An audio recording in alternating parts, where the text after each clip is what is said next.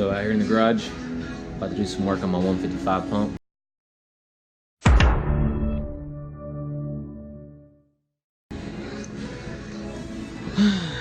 Austin got my nozzle all welded up, so all my dongles are gone. Got me a stopper welded for my trim. Protect nozzle, modified by Austin. To the moon and back. It's metal, so don't hit it on the bottom of the ocean. Don't hit it on anything, but lasts forever. Doesn't look dingy like a plastic one eventually does. Got the coupler mod, X-Cream trim, bored out, no blow off, so when you put some torque on it, you'd be surprised. But whenever you gotta grease it before you use it though. Alright, full turn. You'd be surprised, that little bit right here, how much I went from not being able to do 360s and one flat spin 180s and put this in, and behind boats I was, you know, full 360s and riding off, because you'd be surprised how much that little bit of pressure loss, how much it gains. Bandit clamp, all modded, mod. What's a stock jet ski look like? Not like this. Anyways, before I ride, usually grease this thing up with some just anything to help it. Water, even once it gets wet, some water in there, it loosens it up a lot. I can't tell. I mean, it looks like it's super hard to move, but it's just pretty tight. But yeah, water, grease, whatever to get her started. Once the water gets in there, she's pretty slippery. Might eventually clean this up and paint it too. But this is my 155. Going to a 155 because I'm going carbon, and this is a stock 155. My 144 stainless that I'm switching from is literally, I'm gonna lose probably, I don't know, 8, 9, maybe 10 pounds switching to this, because that stainless 144 mag I had, stainless is just super heavy. I mean, one time I was lifting, I picked up the 144 mags, they're both sitting in here, and then I looked at this thing, thought, oh wow, I'm gonna have to lift so much more, so I like got ready to pick it up, and it wasn't as heavy as it looked. Anyways, got my, I want to say that's a 712 or a 612. Anyways, that's what I'm gonna go with, and then if we have to change it, we'll change up the pitch a little bit on it. But I'm about to prep this thing. I think I'm going to, I'm just gonna paint it all black and then put some color shift on it. Or no, I'm gonna paint this black. I'm gonna put a clear coat on this. So I'm gonna separate them.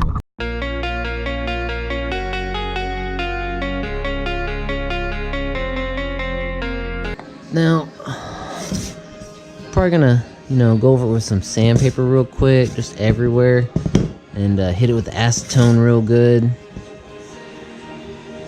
and then get after it. Got my little makeshift paint booth fans. I'll put them a little bit closer, blowing everything out, and then got everything in here. And the cars aren't out there; they're parked over to the side. So let's get with it.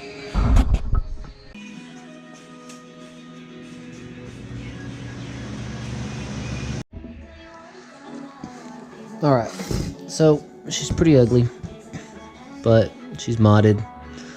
So, going to use gloves.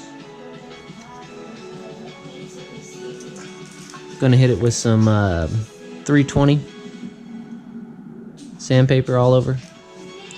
Then I'm gonna hit it with the old acetonin. And then I'm gonna hit it with some black satin Krylon. And then after that,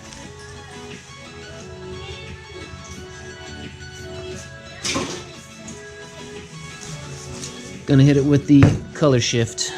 Rust-Oleum color shift, and it's going to do the same thing that that cap's doing right now.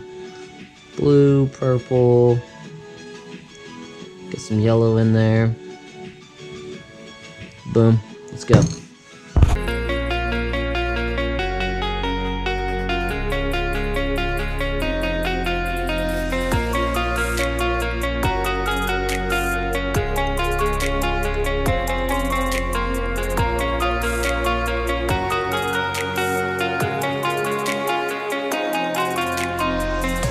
So we're waiting on that paint to dry.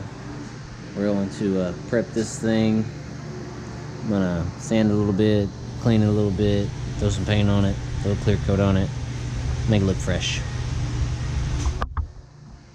The whole reason I really paint these is because, you know, you're gonna get off of them riding it, water's gonna be setting on it.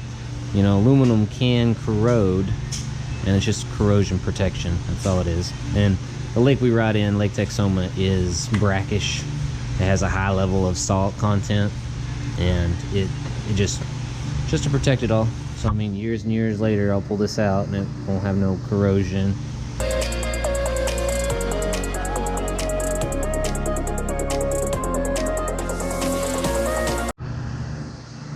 So since it's all together, kinda, I mean, I got my prop in there. I don't want to get overspray on it, so I'm gonna throw rags in there and tape them in there, and then I'm gonna probably just wrap towels around the shaft, tape them on there, and I'll probably put towels in the back side, just tape them on there, and then just painting this section right here.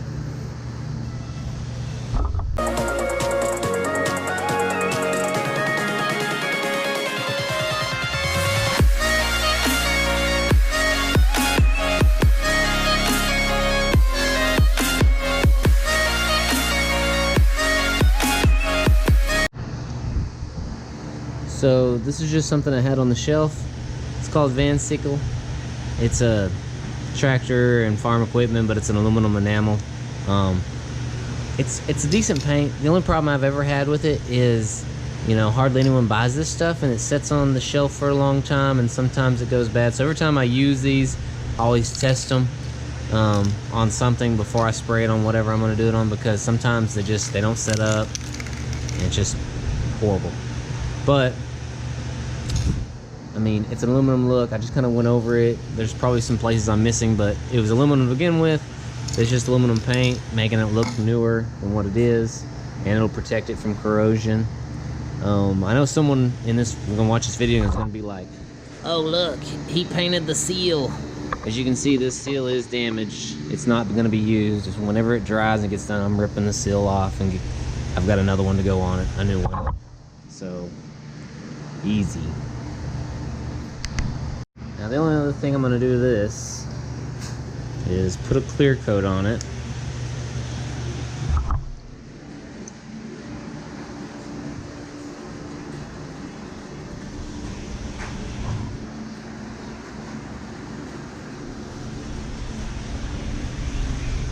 That's about it.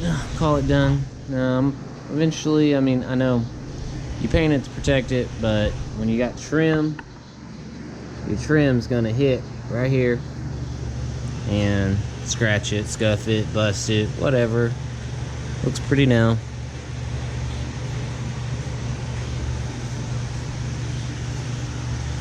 Pump looks new.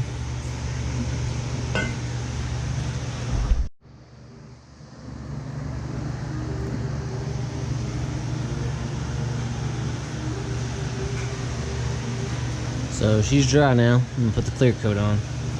So a Rust-Oleum acrylic enamel. It's got UV protection in it.